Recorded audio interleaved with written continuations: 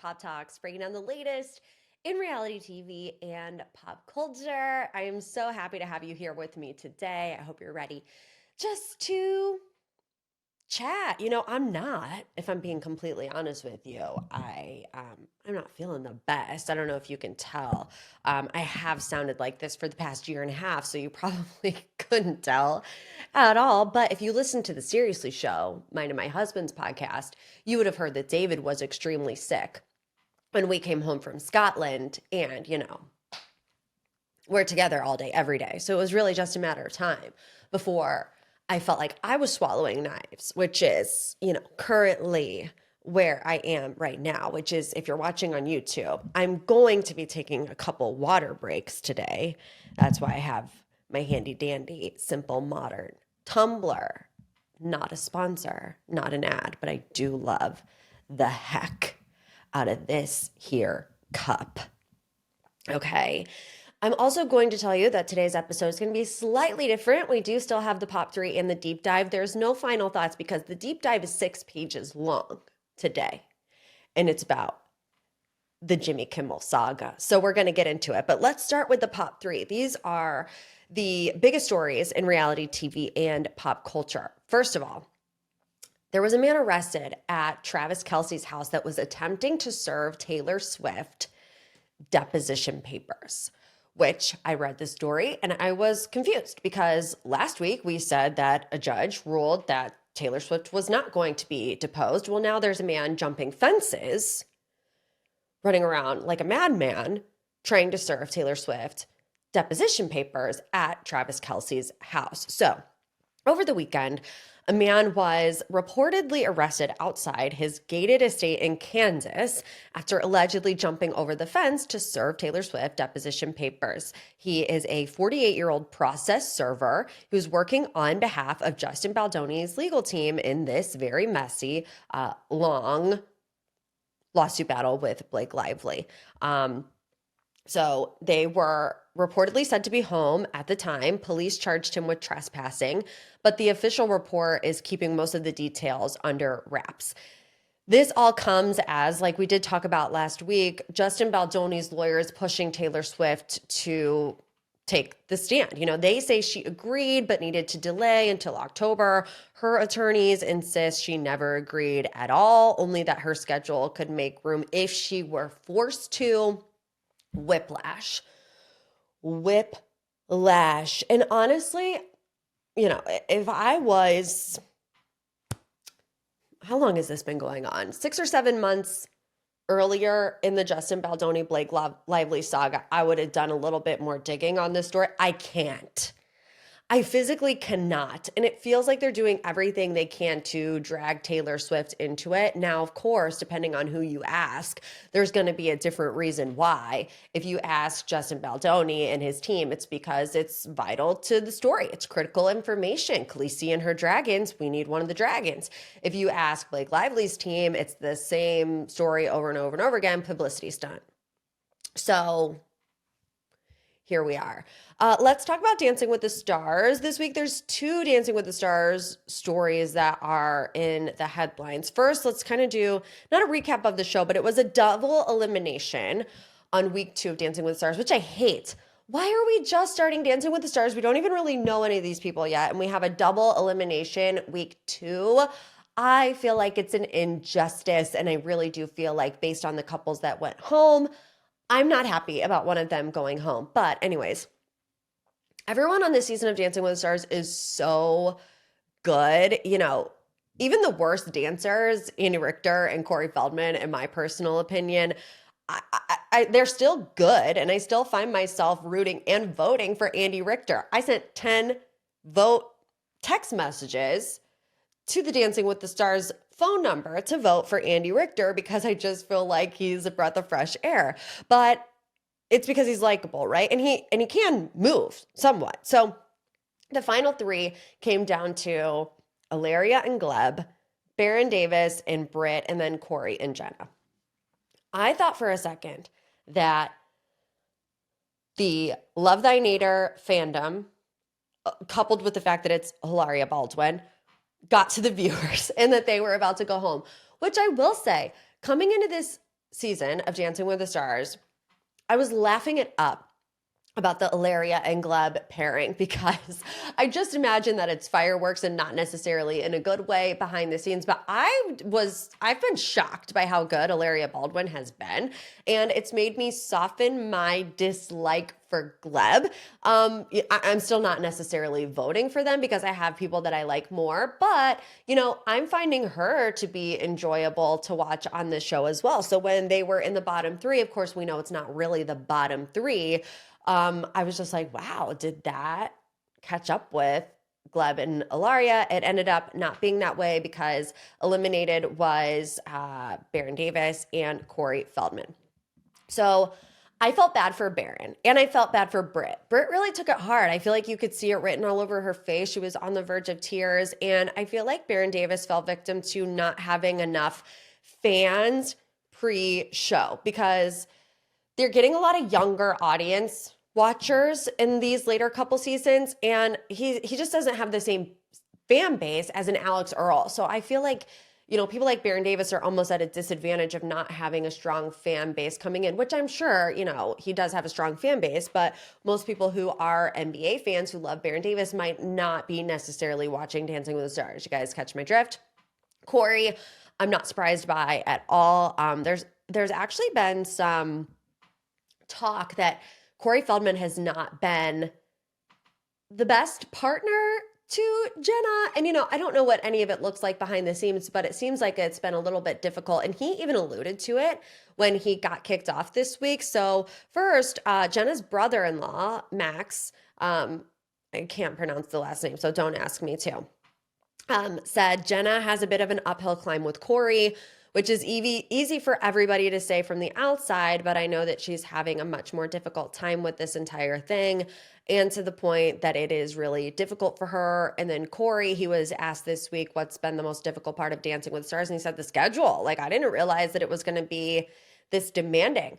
Prior to the premiere, Jenna was doing an interview, I can't remember where, but she also said, I haven't seen much of Corey, so I feel like there was definitely some scheduling issues there. Maybe he didn't realize how big of a time commitment it would be. And then when Corey was eliminated, he said, I wish Jenna had a better partner than me. She's the reigning champ. She deserved better than me. So there clearly was some stuff happening there. And it's sad to see the Mirrorball champ of the previous year get voted out week one. That's kind of wild. So speaking of Dancing with the Stars, headline number 3 this week, Jordan Hudson was actually supposed to be on this season of Dancing with the Stars. If that name doesn't ring a bell, she is Bill Belichick's girlfriend, fiancée. I think they're engaged now. I don't know. But you guys remember the saga that was the Bill Belichick CBS Sunday Morning interview where his very much so way younger Jordan Hudson was sitting in the corner pretty much dictating what he was going to say. He didn't necessarily appear like in the most professional manner, in my opinion. No, he showed up in a ripped up hoodie to be on CBS Sunday Morning. So just, odd. It was a little off. So Jordan, like I said, was in the corner calling the shots. Then it was revealed that her kind of doing something similar was a key reason that HBO walked away from centering their upcoming season of Hard Knocks around Bill Belichick and his University of North Carolina football squad. Now sources are saying that Jordan Hudson was supposed to be on this season of Dancing with Stars, but again, her controlling nature got her, I don't want to say kicked off because I don't really know if it was ever confirmed, but they walked away from the opportunity of having Jordan on the show. So according to sources from the New York Post, it says her controlling nature lost her a spot on Dancing with the Stars. Jordan mentioned she wasn't interested in doing certain interviews, and she wanted to control loads, including picking her dance partner and when to practice so she could attend games with Bill. She also didn't like the direction that Dancing with the Stars wanted to take her story because it seemed to be all about controversy, and she wasn't interested in making it all about her and Bill. Despite the friction, the show still hoped to land her as a competitor, but with no agreement reached, producers had to move on and find a replacement at the last minute, which is maybe why Lauren Hurrdat from Fifth Harmony, she has said, I found out 2 days before going on Dancing with the Stars that I was going to be on it. So does that mean that Jordan was supposed to be partnered up with Brandon Armstrong? There also are some theories out there that she might have been partnered with Sasha Farber, and that kind of fell through at the last second. I've been wondering about Sasha because I feel like, 2 seasons in a row, he's kind of been like, last on the totem pole or whatever. The same thing kind of happened with Jen Tran, where she wasn't originally supposed to be on the season of Dancing with the Stars. The finale of her season of The Bachelorette kind of, we were all talking about it, so they wanted to capitalize on the moment, bring Jen on, and then Sasha got partnered with her. So had Jen not been on, I don't think Sasha would have been on either. And now, same thing, they showed him this week, and they were talking about him doing like the TikTok live, and I'm like, Sasha can't be pleased about this, right? It's like, what do you do in that situation, though? Do you completely walk away from it, or do you take what you can get?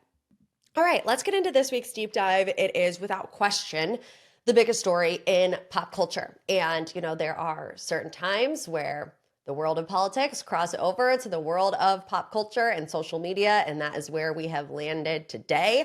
So I'm kind of going to give you a what happened to Jimmy Kimmel for dummies and then give some commentary about it. So Jimmy Kimmel found himself at the center of a major broadcast controversy last week after he made remarks on Jimmy Kimmel Live referencing the assassination of Charlie Kirk. ABC's parent company, Disney, responded by suspending the show indefinitely. So there are a couple of names that you need to know. Of course, Disney, ABC, Sinclair, and Nexstar. And I think, this kind of confuses people because they see, Disney is pulling the Jimmy Kimmel show. Well, it's actually a very long totem pole of things that you have to work up to. So it's like hard to pinpoint who exactly you're supposed to be blaming if you're mad, that Jimmy Kimmel is off the air. So there's 2 different angles that people are looking at this from. Depending who you ask, you'll get a different answer. Theory number 1 is that this administration put pressure on those companies to pull Jimmy Kimmel off the air. And then there's another angle where people say this was a business decision from Disney. So let's talk about both of them. So about the administration maybe having pressure on these companies. So Kimmel made comments referencing MAGA and Trump supporters after the assassination of Charlie Kirk. The FCC chair, Brendan Carr, has publicly aligned with Trump in the past, and the FCC is technically a government agency.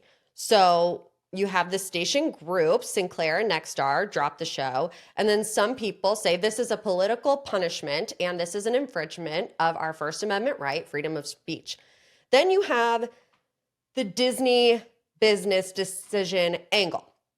ABC is owned by Disney, which cares most about money and brand safety. So Jimmy Kimmel's comments blew up online. Advertisers maybe got nervous. Disney temporarily suspended the show itself before Sinclair and Nexstar even acted. Maybe they were threatening behind the scenes. But by pulling Kimmel, and I'm just explaining to you the flip side of the coin, Disney avoided advertiser boycotts, government scrutiny or fines from the FCC, the risk of dragging the entire ABC brand into this political storm, right? So which one is true?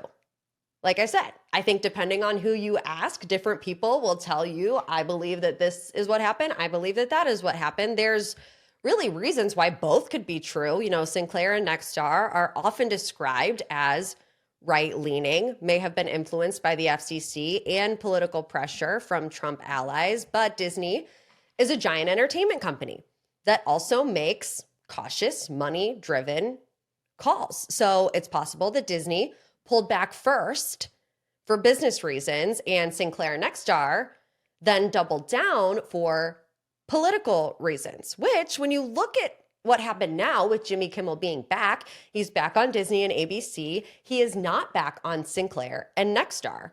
So that kind of tracks a little bit. Again, I don't know, just a theory. I don't know the conversations that are going on behind closed doors. In my opinion, at the moment, just based on the way everything has played out over the past week, I think it's pretty clear that money rules everything. When you look at how the saga started, it's about the money with Disney and ABC.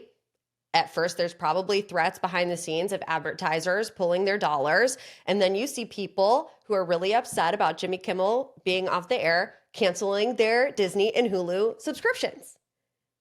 I've seen numbers floated around out there. I don't know if it's true or not, but there were people that were angry that were canceling their subscriptions.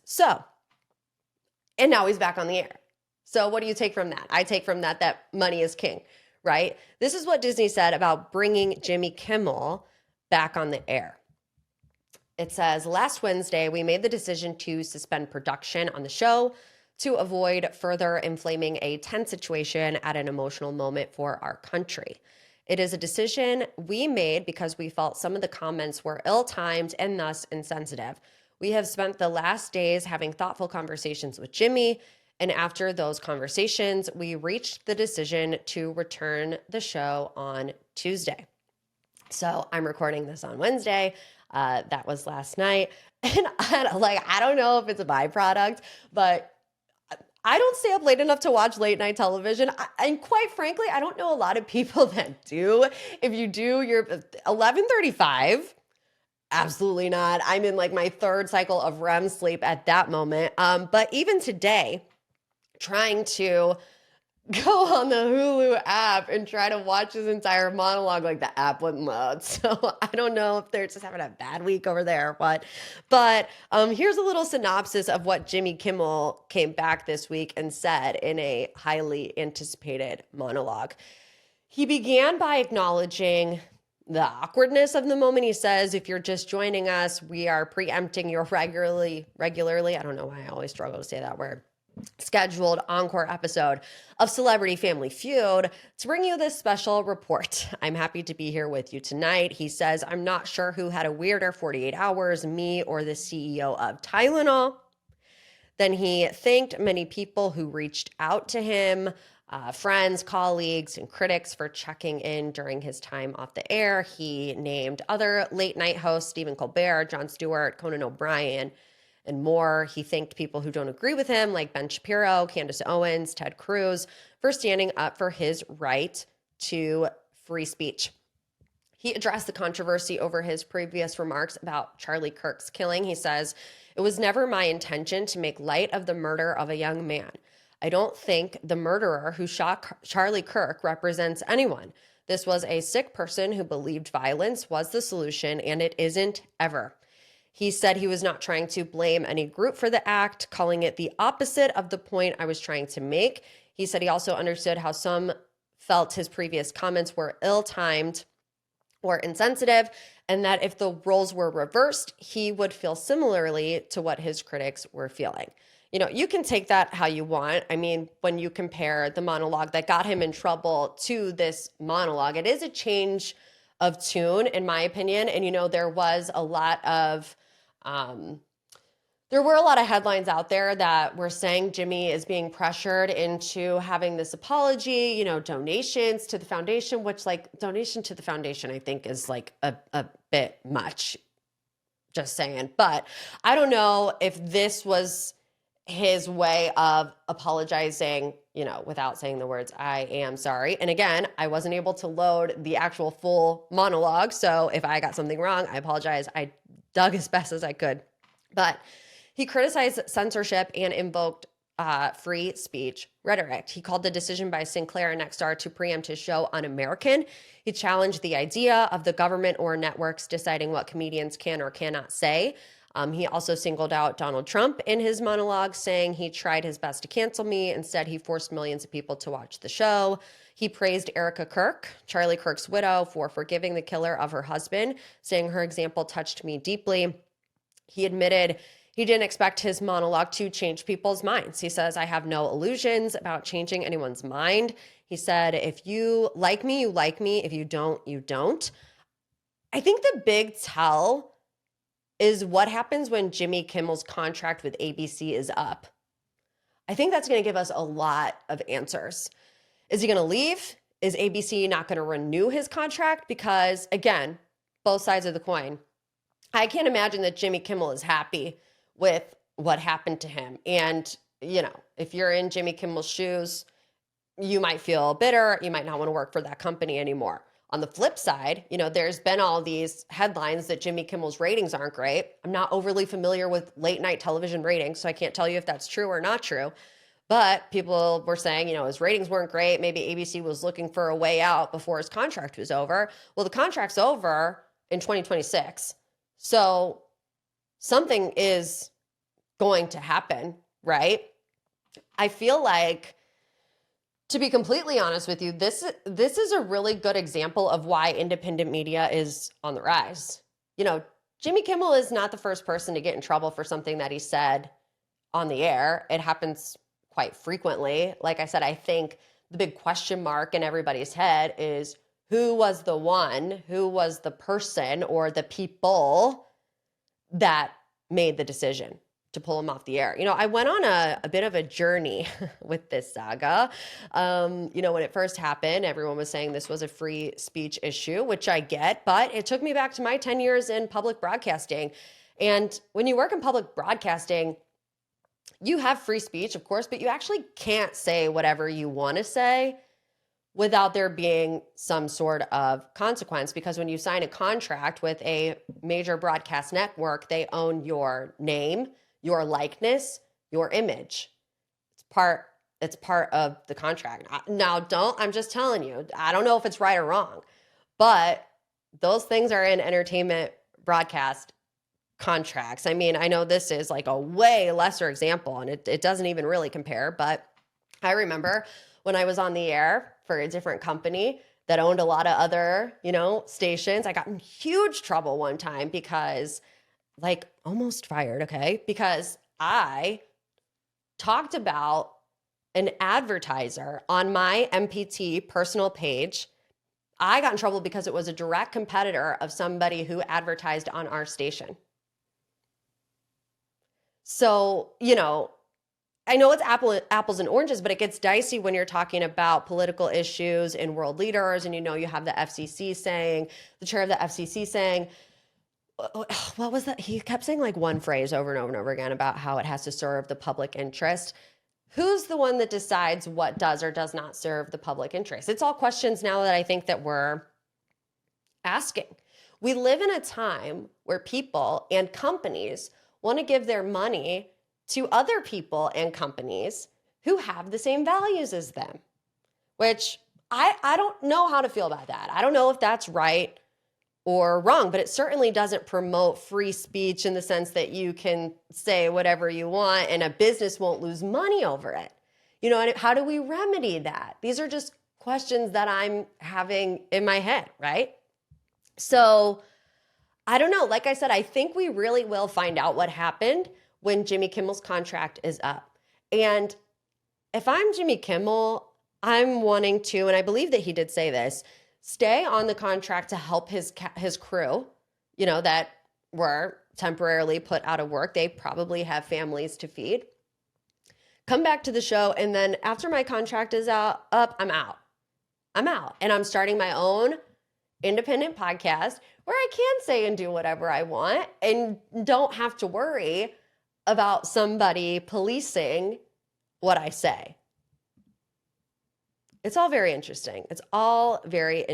What I also have come to the realization this week, I'm just going to be so completely honest with you. I don't deal with stuff like this well. My anxiety, everything that's happened in the past couple of weeks, my anxiety is through the roof.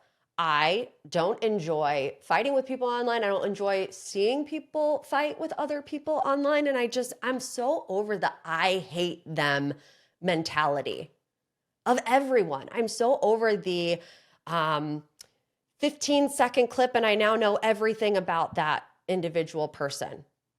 That's the world that we're living in. Even me, people will see a 15-second clip of me giving a comment of something stupid and irrelevant like Summer House, and they'll be like, "Ugh, I hate Morgan." You don't know me.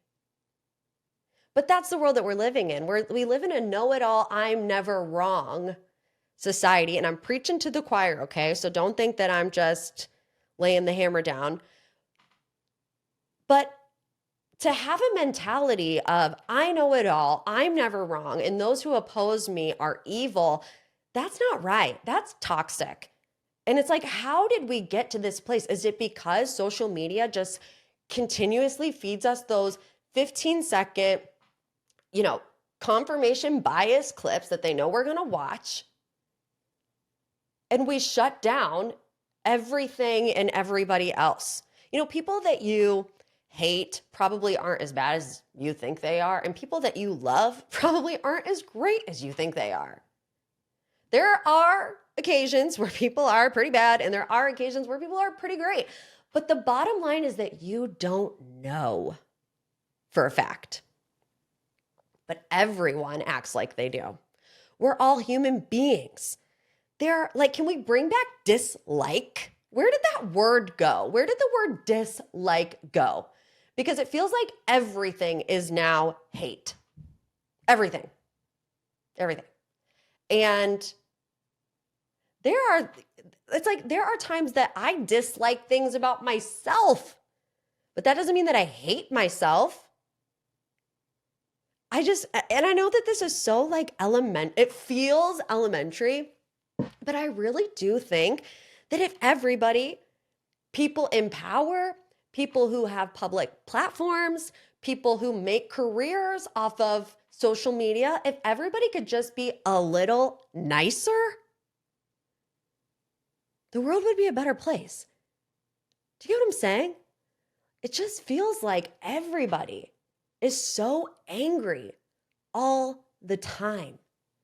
And I can't live like that. And I know I'm kind of going a bit on a rant right now, and I hate talking about political things because it causes me crazy anxiety, but I can't live the way that we have been living the past couple of years, specifically the past couple of weeks.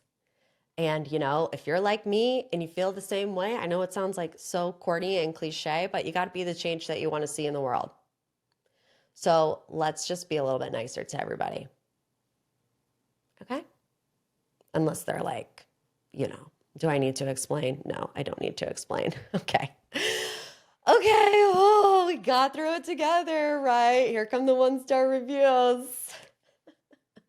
I'm ready for it. I love you like a sis anyways. I don't care. Make sure you do leave a review, a little 5-star boop boop. That's what we want to see, a little love you like a sis. If you want more Bachelor Nation news, Golden Bachelor starts this week, so we are going to be recapping on Bachelor Tuesday on the Patreon. We also have Bravo Friday, going to talk about Salt Lake City, everything else that's going on in the Bravo sphere, so make sure you check it out. What is it? Patreon.com/Morgan's Pop Talks. If not, I'll see you back here next week for another episode of MPT, and as always, I love you like a sis.